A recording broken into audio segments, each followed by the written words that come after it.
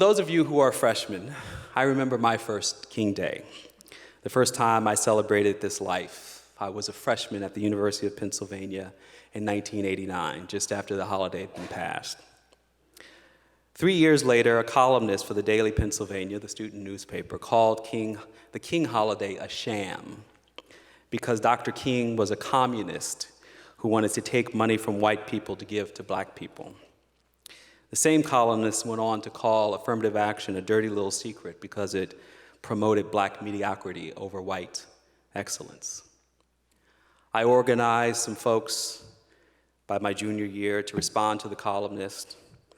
A university officer suggested that I debate the columnist, and I know Morehouse will be debating Bates College later. It's an august tradition. And that's when, in the face of this invitation, my life changed forever. I was terrified by my own fears of losing. I was ashamed that I didn't actually know enough about Dr. King to represent the truth. I was ignorant of my own history. Today is much harder to ignore Dr. King, if for no other reason than the fact that he is carved in granite, emerging out of a stone of hope.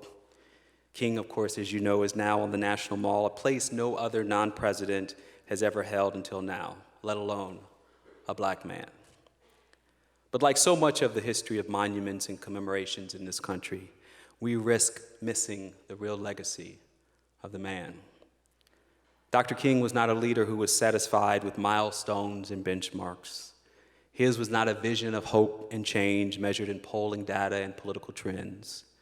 As he grew into the fullness of his calling on earth, as he evolved from a 25-year-old rookie pastor of the biggest Baptist black church in Montgomery, Alabama, to become the greatest civil rights icon in the 20th century, a span of 14 years, Dr. King kept his eyes on the prize of human rights, of peace, and a dogged determination to ensure that all would not just sit at the table of equality, but would eat there too.